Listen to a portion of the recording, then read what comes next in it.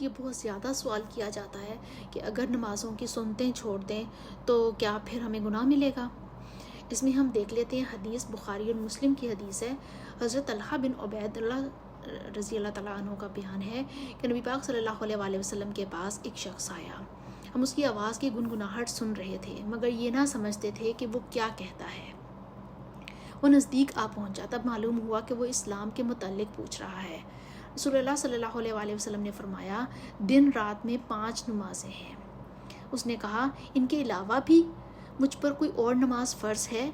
आप सल्लल्लाहु अलैहि वसल्लम ने फरमाया, नहीं, मगर ये कि तू अपनी खुशी से पढ़े। फिर रसूलुल्लाह सल्लल्लाहु अलैहि वसल्लम ने फरमाया, और रमज़ान के रोज़े रखना। उसने अर्ज़ किया, और तो कोई रोज़ा भी मुझ पे फ़र्ज़ है? आप सल्लल्लाहु अलैहि वसल्लम ने फरमाया, नहीं, मगर ये कि तू अपनी खुशी से रखे। हज़रत तलहा रज़ियल्लाहु ताला अन्हु कहते हैं कि रसूलुल्लाह सल्लल्लाहु अलैहि वसल्लम ने इसे ज़कात का भी ज़िक्र किया। उसने कहा, मुझ पर इसके अलावा कोई और सदका भी फ़र्ज़ है? आप सल्लल्लाहु अलैहि वसल्लम ने फरमाया, नहीं, मगर ये कि तू अपनी खुशी से दे। हज़रत तलहा रज़ियल्लाहु ताला अन्हु ने कहा कि फिर वो शख्स ये कहता हुआ पीछे हटा, अल्लाह की कसम, मैं इससे ज़्यादा या कम नहीं करूँगा। रसूलुल्लाह सल्लल्लाहु अलैहि वसल्लम ने फरमाया, अगर ये सच कह रहा है तो कामयाब हो गया है। यानी इस हदीस से हमें पता चलता है कि फ़र्ज़ रोज़े, फ़र्ज़ नमाज, फ़र्ज़ ज़कात, ठीक है, ये फ़र्ज़ है हम पे अगर कोई कामयाब होना चाहता है तो। ये बात की बिदअत शामिल हो गई कि सुन्नत अगर छोड़ देंगे तो हमें गुनाह मिलेगा। सुन्नत, हदीस में सुन्नत का लफ्ज़ नवाफिल के तौर पर आया है, क्योंकि नबी पाक सल्लल्लाहु अलैहि वसल्लम की तो वो एडिशनल नमाज ही थी ना, नवाफिल ही थे, तो हम उनको सुन्नत कह के पढ़ते हैं। तो सुन्नत या नफल जो है वो एडिशनल नमाज हो जाती है। फ़र्ज़ जो हैं वो यही हैं जो हमारे फजर की 2 फ़र्ज़ हैं, ज़ुहर के 4 फ़र्ज़ हैं, असर के 4 फ़र्ज़ हैं, और मगरिब के 3 फ़र्ज़ हैं, और इशा के 4 फ़र्ज़ हैं। ये हमारे फ़राइज़ जो हैं ये लाजमी है, ये कंपल्सरी हैं।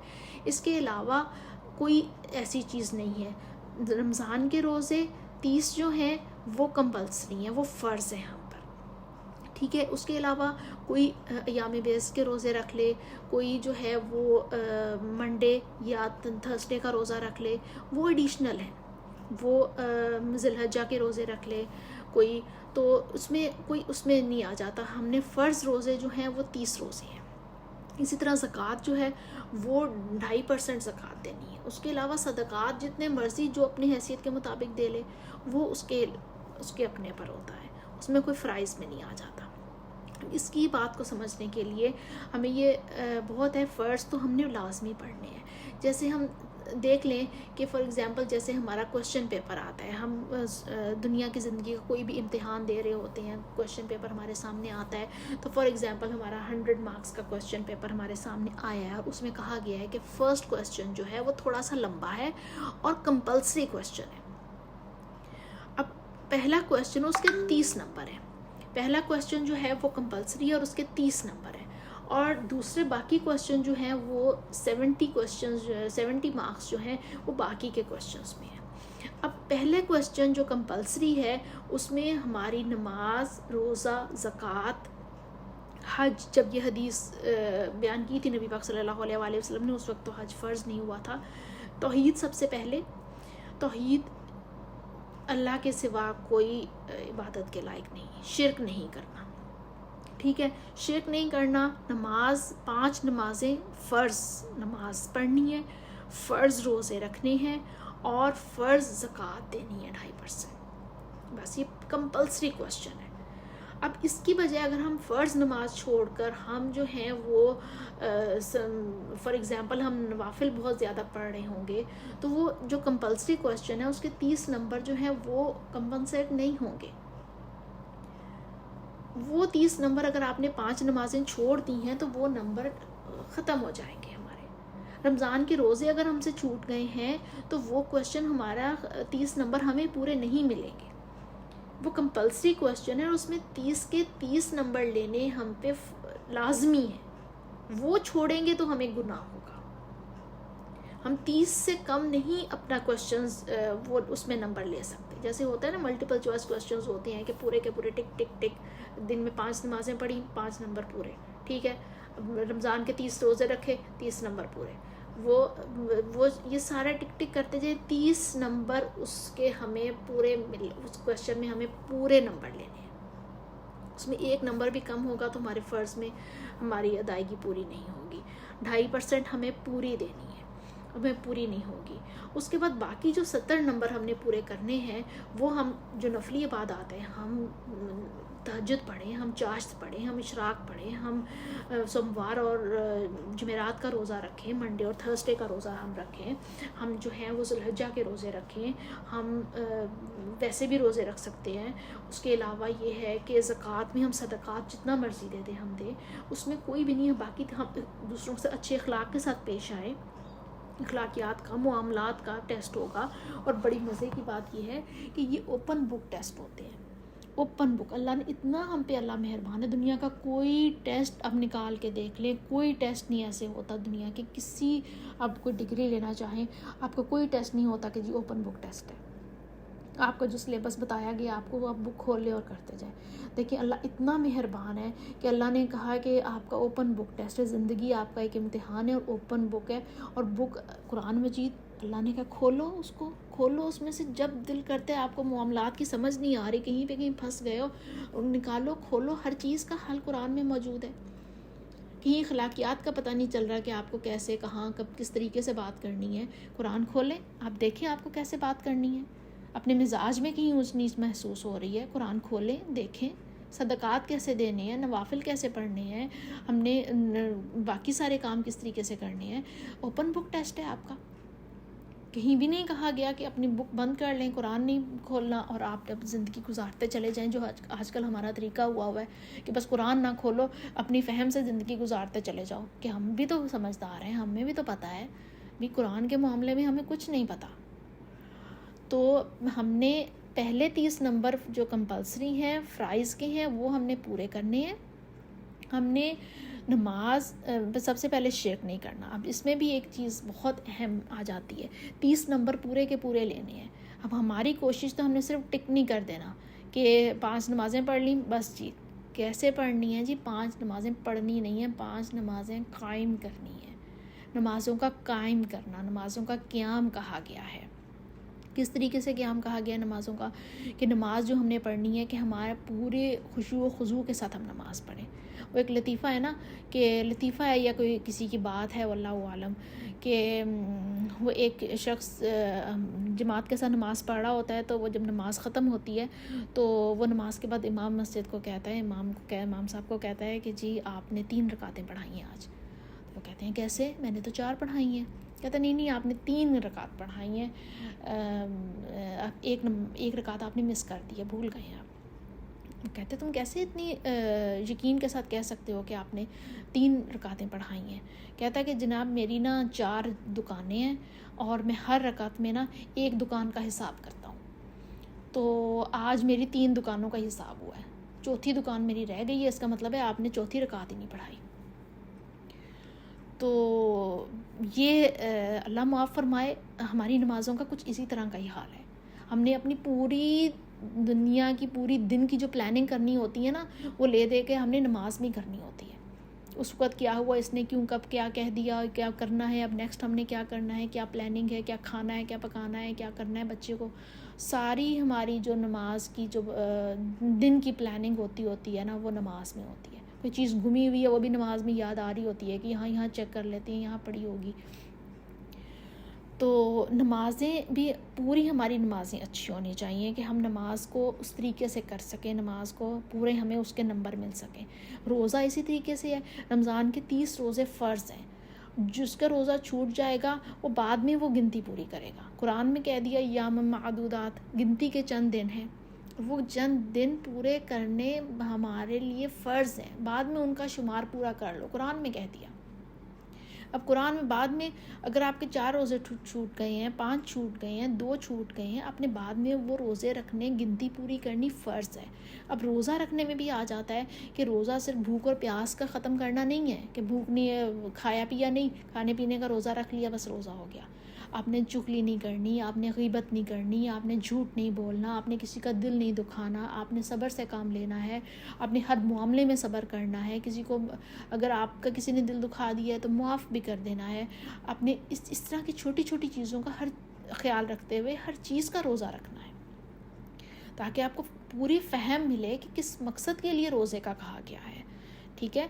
और जो ज़रूरतमंद है उनको खाना भी खिलाना है, ताकि आपको भूख लगी है तो आपको एहसास हो कि कोई ज़रूरतमंद भी भूख में किस तरीके से हो सकता है, आपने उसका ख्याल रखना है। और इस तरीके से रमज़ान के 30 रोज़े पूरे करने हैं, अच्छे अच्छे पूरे करने हैं, क्वालिटी भी देखनी है ना। अब कोई क्वेश्चन कर दे, पहला क्वेश्चन कंपल्सरी है और क्वेश्चन पहला नंबर तो कर दे जी, 30 नंबर का क्वेश्चन है तो उसकी राइटिंग इतने गंदे तरीके से वो अटैम्प्ट करे कि उसकी राइटिंग ही पढ़ी ना जाए, इतनी गंदी लिखाई हो, कोई लफ्ज़ ऊपर कोई नीचे, कोई दाएं कोई बाएं, कोई समझ ही कुछ ना आ रहा हो, तो एग्ज़ामिनर क्या उसमें से 30 के 30 नंबर से पूरे दे देगा? बेशक उसने बिल्कुल ठीक भी लिखा हुआ क्यों ना हो, जब एग्ज़ामिनर को समझ ही कुछ नहीं आएगा तो वो क्यों उसमें कैसे 30 नंबर दे सकता है? अल्लाह माफ़ फरमाए, अल्लाह को तो समझ हमारी बहुत अच्छी तरह आती है। हम ही जब उसमें अपने घपला कर देंगे तो फिर हम कैसे कह सकते हैं कि जी हमें नमाज में, रोज़े में, हमें ज़कात में 30 के 30 नंबर पूरे मिल गए। पहला क्वेश्चन हमने कर तो दिया है, नमाज़ें 4-5 पढ़ तो दी हैं, हमने रमज़ान के 30 रोज़े रख तो दिए हैं, हमने ज़कात दे तो दी है। ज़कात में भी इस तरीके से अब आ जाता है कि हम कहते हैं किस तरीके से ज़कात होगी, कि ज़कात में क्या आप उसको कर सकते हैं, इसी तरीके से कर सकते हैं कि हम पूरा साल जो है वो अपनी ज्वेलरी पहन के तो हम लोगों को दिखाते रहें, लोगों को हम अम्यूज़ करते रहें कि हाँ हम देखो हम इतने अच्छे लगते हैं, हमारे पास इतना सोना है, हम शादी ब्याह में अपना फुल लोड होके चले जाएँ और अपना हर किसी को दिखावा कर के, और जब ज़कात देने की साल बाद बारी आए तो हम ज़कात भी देनी है, उफ ज़कात देने वाली है। इसी तरीके से हम घर अपना हमने घर रहने के लिए भी बना लिया, हमने 4 और घर भी बना लिए, और हम उसमें उसको सोर्स ऑफ इनकम के तौर पे हम उनके किराया भी ले रहे हैं, हम उनका हर तरीके से हमने दुकानें वटेवर जो भी आपका एडिशनल आपने अपनी प्रॉपर्टी बनाई है जो आपकी ज़रूरत के अलावा है, और आप उससे अपना इनकम ले रहे हैं, और जब साल के बाद ज़कात देने की बारी आती है तो अब तो ज़कात भी देनी है। ओह, ज़कात भी दे दी है 2.5%, हम ऊपर 2.5% ज़कात देनी है। उफ, तो ये चीज़ जो हो जाती है कि हम अपनी तो आसानी के लिए कर लें, और जब देने की बारी है तो फिर हमारा उफ निकल रही होती है हमारे अंदर से। तो ये चीज़ हमने देखनी है कि हमने क्वालिटी भी पूरी अच्छी देनी है कि हमें, ताकि उसमें पूरे के पूरे नंबर मिल जाएं, और हम उसको उस तरीके से हम कामयाबी का, वो हमें वाकई कामयाबी का रास्ता बन सके। और ये चीज़ जो है ये अब बच्चों में शुरू से डाल देनी चाहिए। जैसे बच्चों को जब 7 साल की उम्र में नमाज़ फ़र्ज़ है, ठीक है, और 10 साल की उम्र में अगर कोई बच्चा नमाज़ नहीं पढ़ता तो उसको मार कर पढ़ाने का भी कहा गया है, ठीक है। अब नमाज जब बच्चों को हम कहते हैं, हम बहुत सिंपैथेटिक हो जाते हैं बच्चों के साथ ना, कि छोटा है कोई नहीं चलो फ़र्ज़ पढ़ ले, कोई नहीं चलो फ़र्ज़ पढ़ ले, बड़ा हो जाए। याद रखें, आप अगर छोटे से बच्चे को कहेंगे कि जी जो कोई बात नहीं, छोटा है फ़र्ज़ पढ़ ले, उसके बाद कार्टून्स देख ले, उसके बाद जी कोई बात नहीं थोड़ा और सो ले, अच्छा कोई बात नहीं थोड़ा और खेल ले, बस नमाज में फ़र्ज़ पढ़ ले, छोटा है ना अभी। भी आपने उसको बच्चे को बताया ही नहीं कि नमाज में हम उस वक़्त मैक्सिमम लोड बच्चे पे डालें, कि जी उस वक़्त उसको ये वाली हदीस सुनाने की ज़रूरत नहीं है कि जी मिनिमम काम करो तो तुम जन्नत में चले जाओगे। उसमें मैक्सिमम उसके पास टाइम है, उसके पास कोई उसमें नहीं है कि उसके बहुत सारे काम रहते हैं। हाँ, बंदा बड़ा हो गया है, उसके रोज़गार की उसकी मसरूफ़ियत है, उसको रोज़गार के लिए सफ़र दूर का करना पड़ता है, या उसका स्केड्यूल इस तरीके का है कि उसको सिर्फ फ़र्ज़ पढ़ने का टाइम मिलता है, तो हाँ ठीक है, लाजमी वो फ़र्ज़ पढ़ सकता है, कोई बात नहीं है ऐसी। लेकिन एक बच्चा जिसके पास करने के काम नींद है, खेल है और कार्टून्स देखना है, और कोई ऐसी चीज़ नहीं, खाना पीना है, और तो उसकी कोई ऐसी मसरूफ़ियत नहीं है, तो इन सब मसरूफ़ियत में प्रायोरिटाइज़ करके बताएं बच्चे को कि आपकी नमाज बहुत अहम है, हम अल्लाह से बातें करने जा रहे हैं, इस वजह से हमने बच्चे को नहीं, अभी ये भी टाइम नहीं है बच्चे को बताने का कि कोई नहीं बात, नमाज फ़र्ज़ ही पढ़ लेना काफ़ी है, फ़र्ज़ पढ़ लो। नहीं, उस वक़्त नहीं बच्चे को बताएं, उसको कहें कि हाँ अभी अब सुनते भी पढ़नी है, अभी नफ़ल भी पढ़ने हैं उनको। बल्कि उनको आप जब वो सुबह कहीं स्कूल जाते हैं या कहीं अपने स्कूल जाने से पहले उनको 2 नफ़ल, उन्हें कि 2 नफ़ल पढ़ के जाओ, सारा दिन बरकत रहेगी। नमाज रात को इशा से पहले उन्हें कहें कि ठीक है आप इशा के वक्त जो है आप 2 नफ़ल पढ़ के रात को सो जाएं। इसी तरह बच्चे थोड़े से बड़े होने शुरू होते हैं, वो अपनी पढ़ाइयों के लिए सुबह फजर के वक्त सुबह उठना शुरू करती हैं, उन्हें कहें आप सुबह उठे हो, वज़ू करके 2 नफ़ल पढ़ के बैठ जाओ, आपको तहज्जुद का सवाब मिलेगा। बच्चों को इंट्रोड्यूस करवाएं, शुरू से नवाफिल इंट्रोड्यूस करवाएं, बच्चों को बताएं। जब वो उनको उनका अंदर उनके शौक़ बैठ जाए, उनके दिल में हो जाए कि हाँ ये भी हमने करना है, वो शौक़ से उसको पढ़ने लग जाएं। उसके बाद मसरूफ़ियत आ जाती है, वो बड़े हो गए हैं, फॉर एग्ज़ाम्पल एग्ज़ाम्स आ गए, बहुत प्रेशर आ गया कि ये मंथ एग्ज़ाम्स का है, अभी नहीं हम तो ठीक है फ़र्ज़ पढ़ लें, कोई बात नहीं है।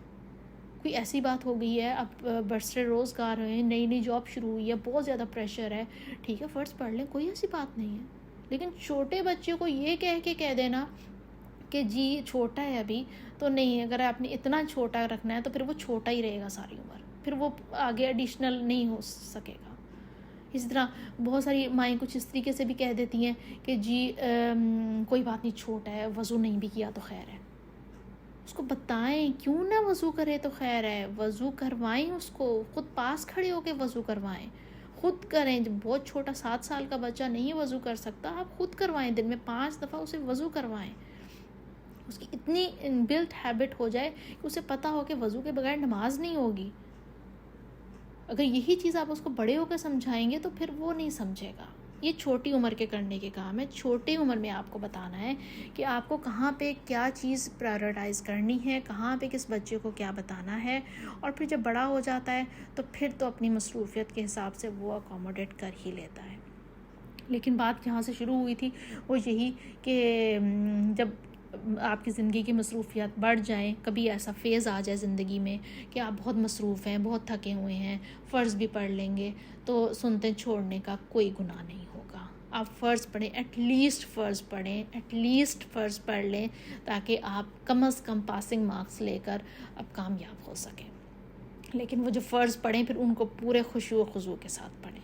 रमज़ान के 30 रोज़े रखें, पूरे उसकी क्वालिटी रोज़ा होना चाहिए, वो उसकी सब चीज़ों का ख्याल रखना चाहिए। ज़कात दें, दिल खोल के दें। जब हम जैसे प्रॉपर्टी अब दिल खोल के बनाते हैं ना, इस तरीके से जब ज़कात दें तो दिल खोल के दें।